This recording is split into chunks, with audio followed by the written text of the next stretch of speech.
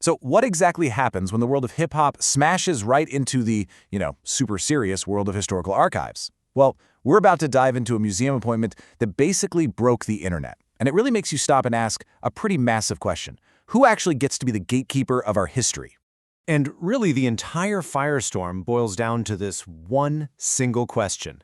Can your lived experience, your background, your receipts, actually be a real, valid qualification for a job that's almost always gone to academics with a string of letters after their name?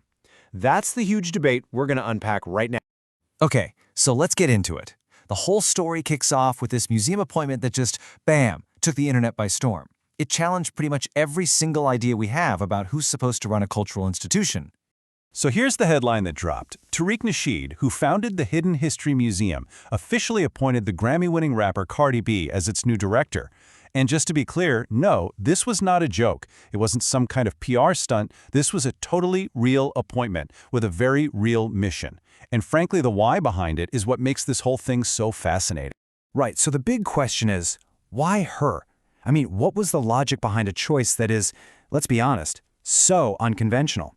To really get it, we have to look at the museum's core justification, and it's all built around a very specific idea.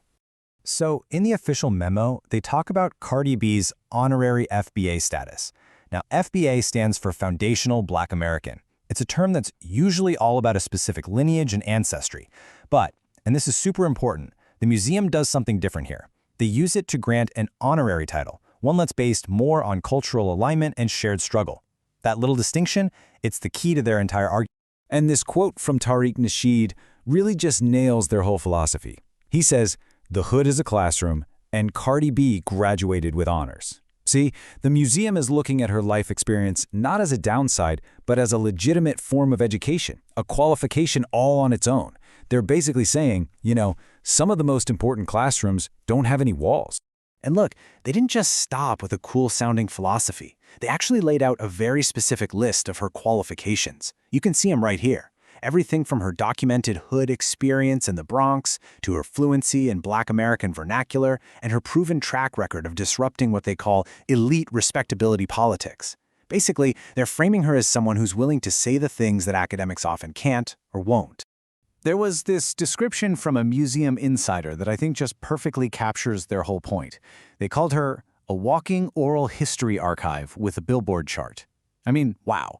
That frames her not just as some celebrity, but as a living, breathing library of cultural knowledge, who just so happens to have a ridiculously huge platform. Okay, so that's the why. That's the rationale. But what is Director Cardi B actually supposed to do? Well, her mission is actually super specific, and it's all about completely shaking up how the museum gets its message out there. Her job is broken down into 4 main things, and they're all about one idea: authenticity. First, she's going to oversee a whole new unfiltered history wing. Second, she'll curate an archive that's all about taking apart those clean, sanitized historical stories. Third, she's launching something called the Hood to History Fellowship for historians who didn't come from the usual academic path. And finally, she's going to lead live tours with, and I love this, no footnotes, just straight up, direct, unvarnished commentary. You can really boil the whole mission down to one simple goal: making history accessible. It's about taking these stories that are so often locked away in boring academic PDFs and bringing them back to life, making them feel immediate and relevant to way more people. And, of course, what does Cardi B herself have to say about all this? Well, here's her take, in her own words, which is just perfect. "I don't got a PhD, but I got receipts. If the history hittin', I'm finna unhide it." It's so direct, right? She's not pretending to be an academic. She's positioning herself as a storyteller who has the evidence, her receipts, and she's on a mission to bring hidden history into the light. Now, as you can probably imagine, an announcement this bold was absolutely going to cause a massive stir. And the public reaction? It was immediate, and it was really divided. So let's take a look at both sides, the praise and the criticism. So on one side, you had supporters who were just loving this. They called it a brilliant move, a form of cultural realism, and even the most honest museum appointment ever. But on the other side, you had critics raising some pretty serious concerns.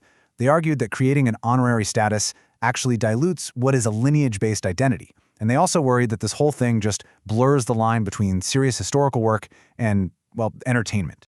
So, you've got this huge debate raging online and everywhere else. How did the museum respond to all the heat? Did they back down? Nope. Instead, its founder came out with a final statement that basically doubled down on their entire philosophy. And this really was the final word on the matter. Nasheed's response was so simple but really powerful. He said, "The museum been educational, we just upgraded the delivery system." The argument is crystal clear. The core educational mission of the museum, that hasn't changed one bit. They've just changed how they deliver it. In their eyes, Cardi B isn't replacing the history, she is the new high-impact delivery system for it. And at the end of the day, this whole story kind of forces all of us to think about a really critical line. Where is it? Where's the line between making history accessible for absolutely everyone and upholding the institutional authority that these places were built on? It's a tough question. This appointment is basically a real-world experiment, and honestly, we're all just going to have to wait and see what happens.